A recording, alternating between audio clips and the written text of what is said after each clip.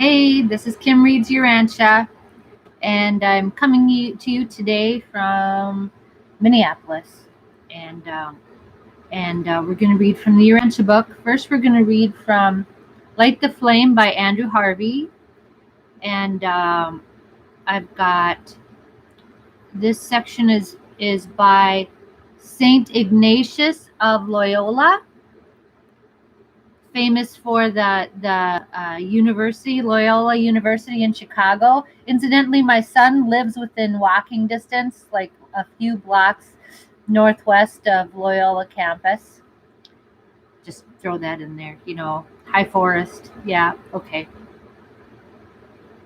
So I'm going to read this. This is a prayer of surrender. Take, Lord, all my liberty, my memory, my understanding, and my whole will.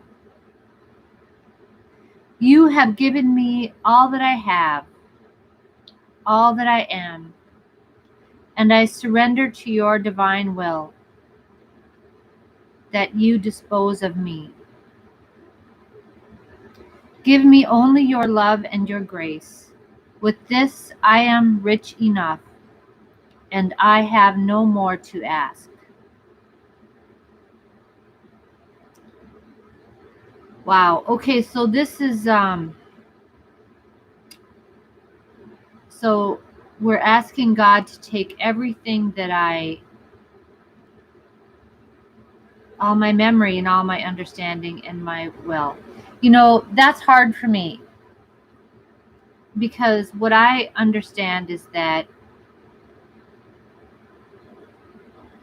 my mind, my memory, that's the only thing that's really mine, is my mind. And that's what God gave to me so that I could try to understand God. Dispose of me. Dispose of me. I don't have any problem giving up all that I have, and that I live in God's grace, or by God's grace.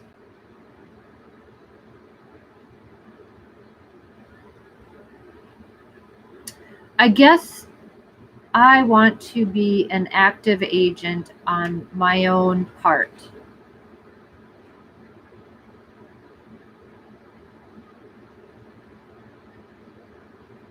You see?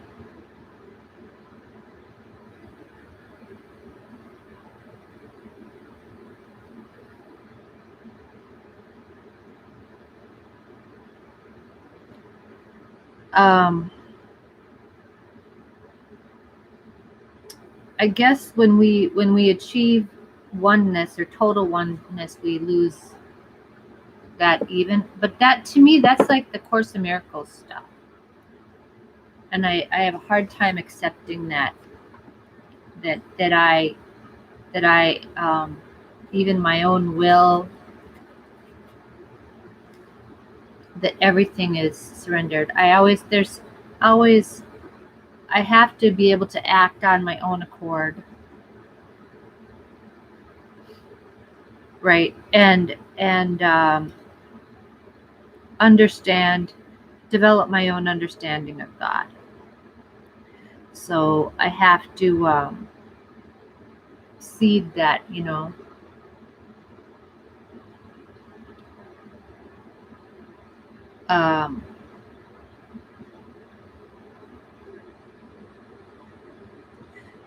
yeah. But the whole point of having a free will is that you can choose to align it with God's will, to embrace God's will. So the point of having it is the experience of losing it. And I get that too. So take, Lord, all my liberty. Take my freedom. So this is like the last has to be referring to like the last phases of development, right?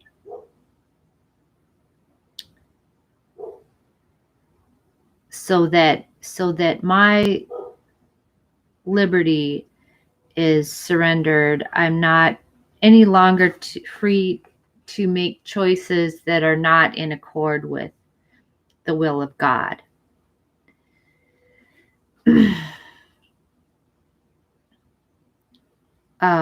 Myself, I've been so torn between the will of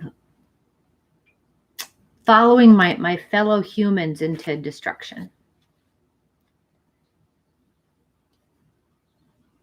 How far should we follow them, even if your intent is to help them or save them or something?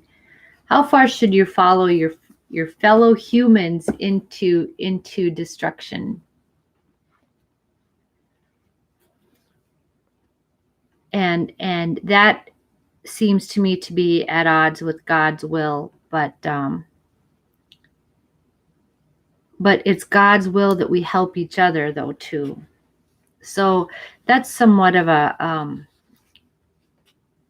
tension within me that I've experienced. I've always felt that until recently, relatively recently, I felt that if I was going to love my fellow humans, then I that would came at the expense of God's love or something like that. But that's not the right way. And if that ever comes to that choice, I have to choose God. But that's why that's difficult for me, because that says to me that's like you have to give up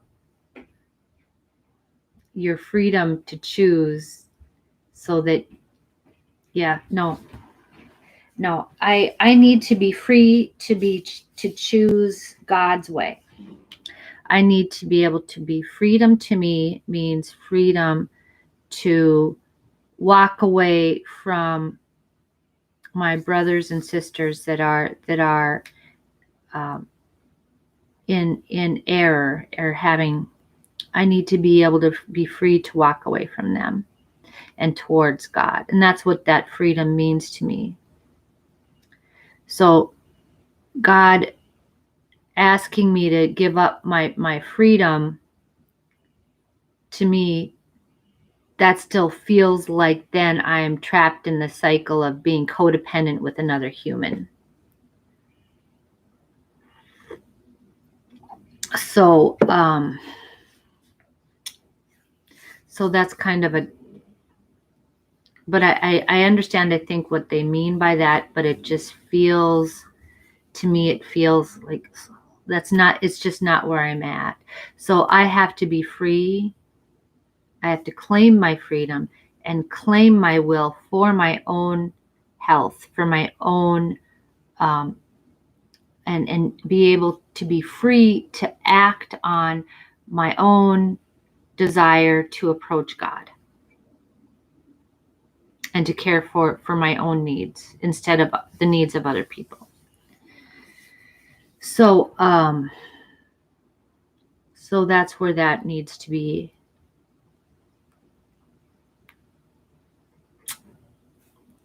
Yeah. And I do that. So I claim my freedom. Giving that up to God feels too close to just giving it up to somebody who says they know God's will, and they don't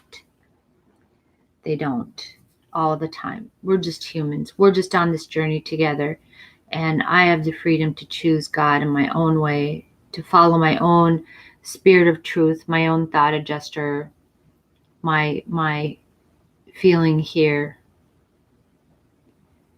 And that's what my own mind and my freedom means to me, because I've been in a prison, and I don't, and being in prison, in a thought prison can be great.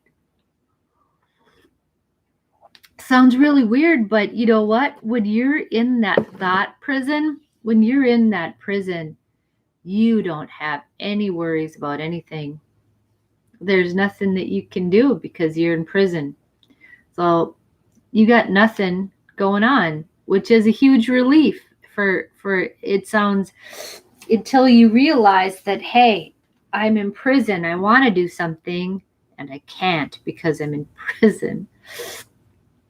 But while you're in there, it's great. You get 3 meals a day. You don't have to do anything for yourself. You're relying on somebody else for everything. You don't have to worry about having to grow or having to do better or what anything means or why anything, you don't have to worry about it. So having that freedom to ascertain that means that I'm not in prison. I don't know if that makes any sense to people. Okay. I'm just talking about myself. So yeah, eventually probably God's going to have my free will. But for now, I'm going to enjoy it and I'm going to use it in the best way for me. And yeah, and not hurt anybody. I'm just going to be free to follow the way God wants me to be. Yeah.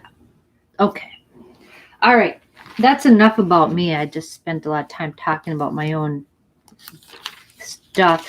Let's read the Urantia book. Okay. So this is about paper 12, the Universe of Universes, section 3, universal gravity. Okay. All forms of force energy, material, mindal, or spiritual, are alike subject to those grasps, those universal presences, which we call gravity. Personality also is responsive to gravity, to the Father's exclusive circuit. But though this circuit is exclusive to the Father, he is not excluded from the other circuits. The Universal Father is infinite and acts over all 4 absolute gravity circuits in the Master Universe. Okay, personality is responsive to gravity. Personality is the Father's exclusive circuit. He is not excluded from the other circuits, okay? Okay, so there's 4 absolute gravity circuits in the Master Universe, the big universe. 1, the personality gravity of the Universal Father. 2, the spirit gravity of the Eternal Son. 3, the mind gravity of the conjoint actor. 4, the cosmic gravity of the Isle of Paradise. These 4 circuits are not related to the Nether Paradise force center. They are neither force energy nor power circuits. They are absolute presence circuits, and like God, are independent of time and space. Okay, so right, we think of the concentric circles, right? Yeah. And these are circles. They're not ellipses, or are they ellipses? I think normally we think of them as circles. Because here we were so on ellipses for a while. But that's physical level. Okay.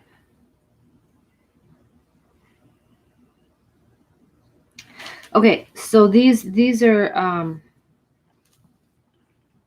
the present circuits. So these are like central power circuits. Okay. All right. In this connection, it is interesting to record certain observations made on Uversa during recent millenniums by the Corps of Gravity researchers. This expert group of workers has arrived at the following conclusions regarding the different gravity systems of the master universe. Okay, we're going to talk about some researchers, gravity researchers going in checking out how do the gravity things work. Okay, I just love that there's like scientists in heaven that go and look at stuff and try to figure things out. And that this is ongoing. There's always people like this are kind of looking into stuff. Yeah, it's like I always thought, well, don't they already know everything already? Why do they need to do anything? Why do they need to? It's like, no, but they're doing stuff. Love it. Okay. Physical gravity.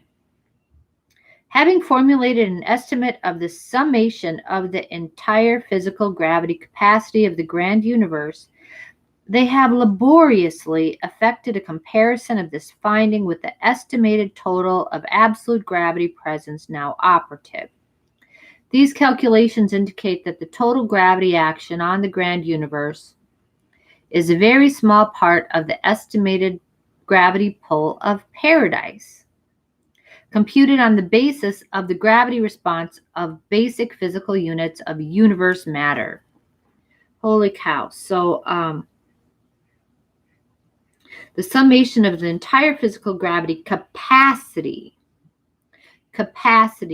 So the capacity of the grand universe to enact gravity. Okay. They have laboriously effected a comparison of this finding with the estimated total absolute gravity presence now operative. Okay, so that means there's potential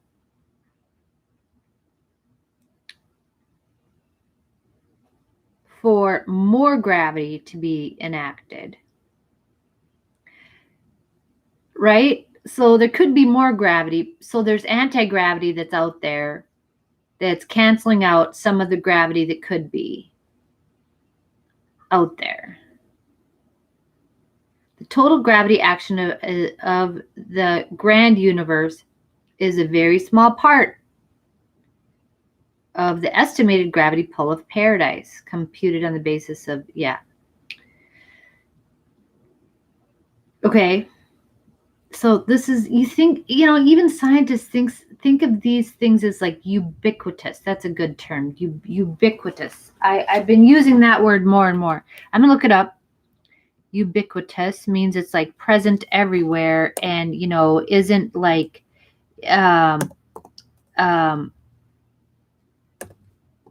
hold on. Present, appearing, or found everywhere. So ubiquitous means like, okay, so it's everywhere in equal measure. There's nothing that's, it's not, some of it's here, some of it's there, some of it's not here, some of it's like it's around, but it's like, no, it's everywhere, kind of like equal. So that's how you think of gravity, things like this.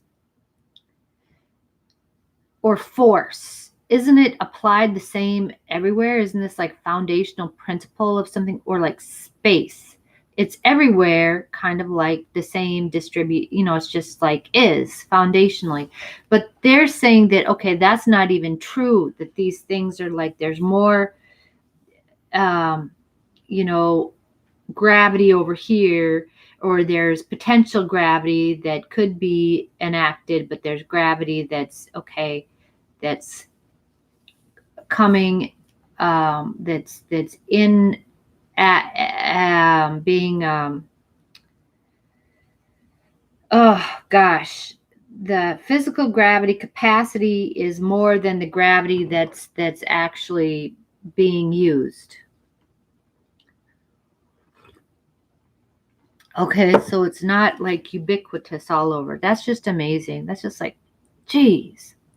Okay, These investigators reached the amazing conclusion that the central universe and the surrounding 7 superuniverses are at the present time making use of only about 5% of the active functioning of the paradise absolute gravity grasp.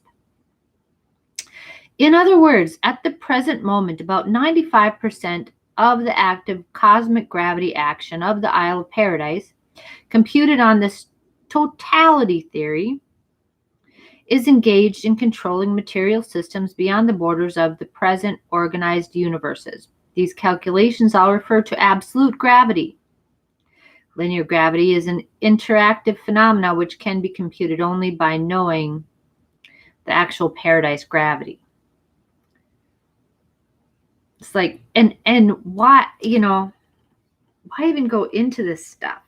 I mean, but they want us to know that, yeah, this stuff there are actually numerical functions that govern this stuff. So there's all the stuff that we don't know, the anti-gravity interaction of matter that's on this. I don't know. Yeah, freaking amazing. Okay, I'm going to move on. Yeah, so that explains, well, because the scientists say that, well, the universe is expanding too much. Well, when it gets to a place where it's expanding too much, it's totally within the power here of the paradise to just like say, okay, well, we're going to, use a little more gravity and start pulling it back in.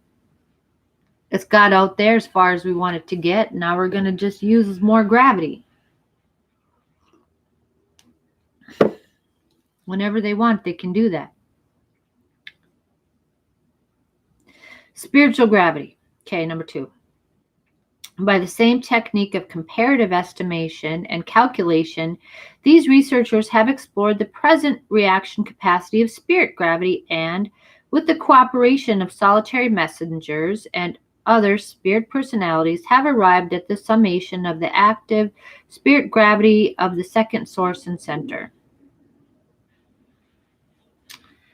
Okay. And it is most instructive to note that they find about the same value for the actual and functional presence of spirit gravity in the universe, in the grand universe, that they postulate for the present total of active spirit gravity. In other words,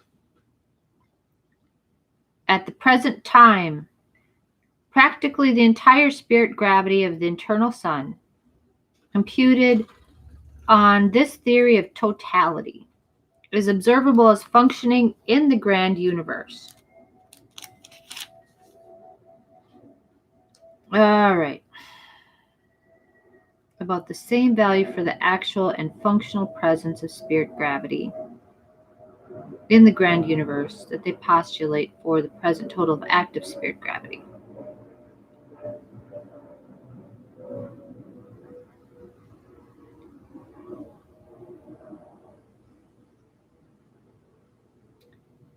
Okay. If these findings are dependable, we may conclude that the universe is now evolving in outer space are at the present time wholly non-spiritual.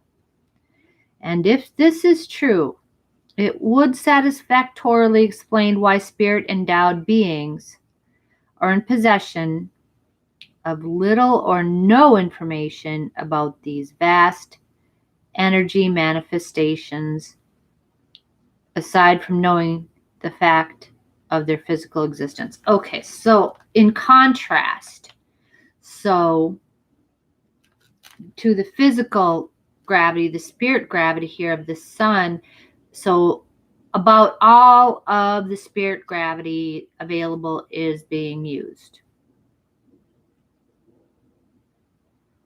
So it's all being used out there. Okay? I don't know if that's But that has to do with, okay, so the beings out there that don't know about spirit.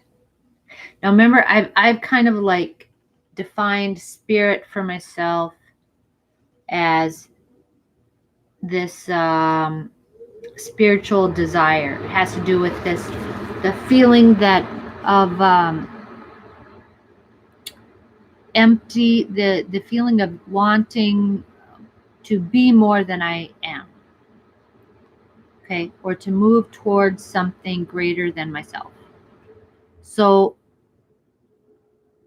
it's kind of like the feeling of empty, but there's a desire there. But in order to fulfill that potential of being greater than what I am now, I have to have a plan or something in action of how to get to that new place. So that's where the mind comes in, right? And the physical stuff. Okay, and time. Time is important in there too. Very interesting. Okay. This explains why spirit-endowed beings are in position of no information. So even if they're spirit-endowed, so they're spiritually, they have spirit potential, they don't have any knowledge about this spirit, about what the spirit is. Okay, so they're not having, they don't know what they do. They just know that they're in want. Or maybe they don't even know that. Or they don't know that that's possible for them to attain a state that they of satisfaction. They don't even understand that's possible. They just are born in want, and they always want, and they want, and they want, and they want. But they don't have the knowledge or comprehension of a state where their wants are fulfilled. And they don't have any hope of doing that if they don't believe that they can fulfill that. Okay, so there might be beings out there that are doing that, that are in that state. Hungry. Just always hungry.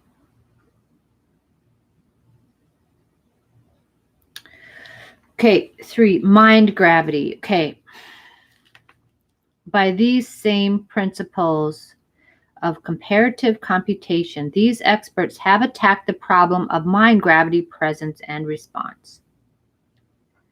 The mind unit of estimation was arrived at by averaging 3 material and 3 spiritual types of mentality. Although the type of mind found in the power directors and their associates proved to be a disturbing factor in the effort to arrive at a basic unit for mind gravity estimation. We're having a little trouble with mind gravity estimation. There was little to impede the estimation of the present capacity of the third source and center for mind gravity function in accordance with this theory of gravity. Okay, so we know that the conjoint actor's capacity, although the findings in this instance are not so conclusive as in the estimates of physical and spirit gravity, they are comparatively considered very instructive, even intriguing.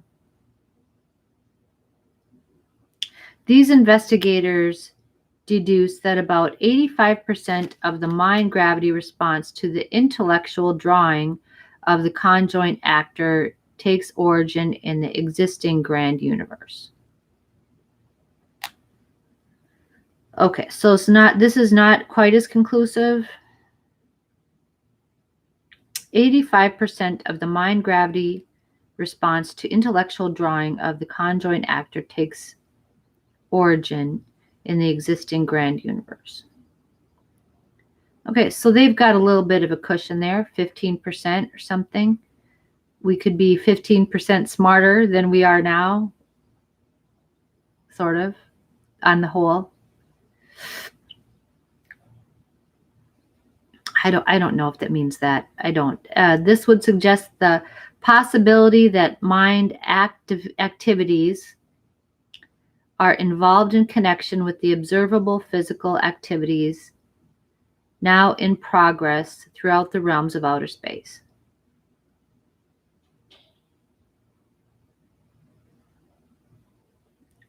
Okay, the possibility that mind activities are involved in connection with the observable physical activities now in progress throughout the realms of outer space.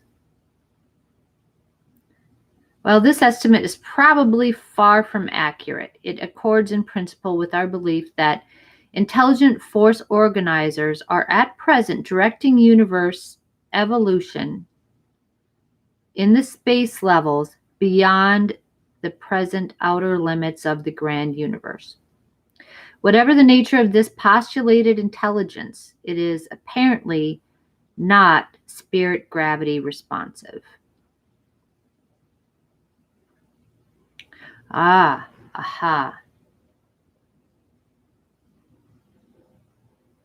Okay. So there's stuff out there. There are beings out there that are doing stuff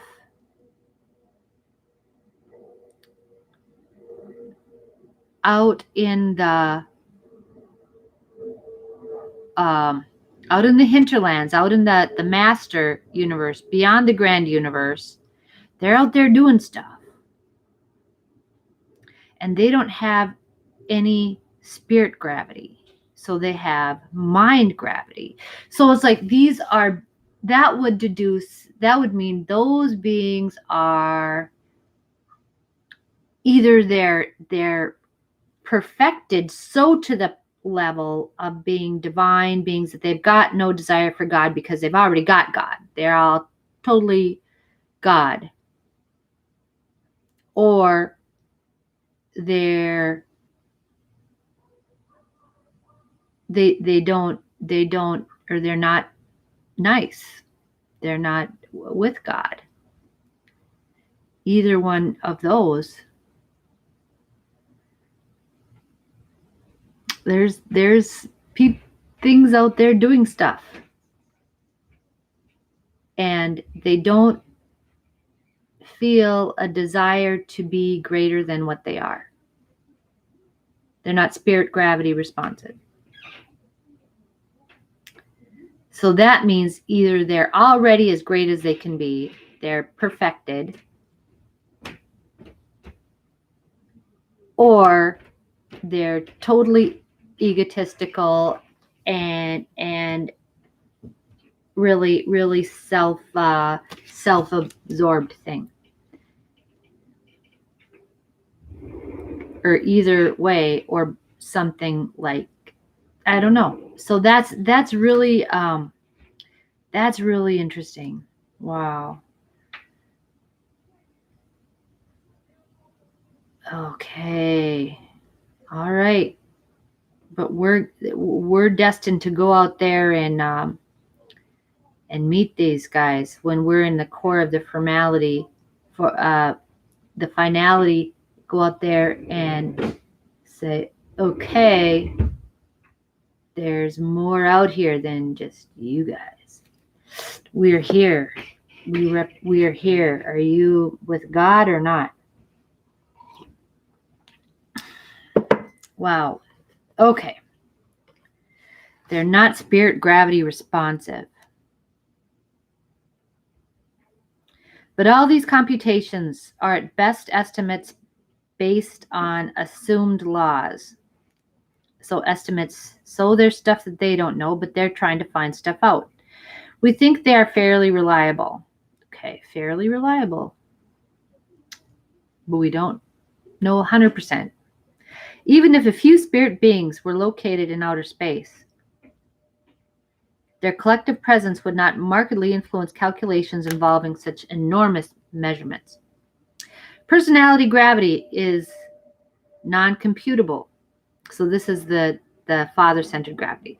We recognize this circuit, but we cannot measure either qualitative or quantitative realities responsive thereto. So we know this is here, but it's not really measurable because you can't really measure God Father, I guess, or his gravity.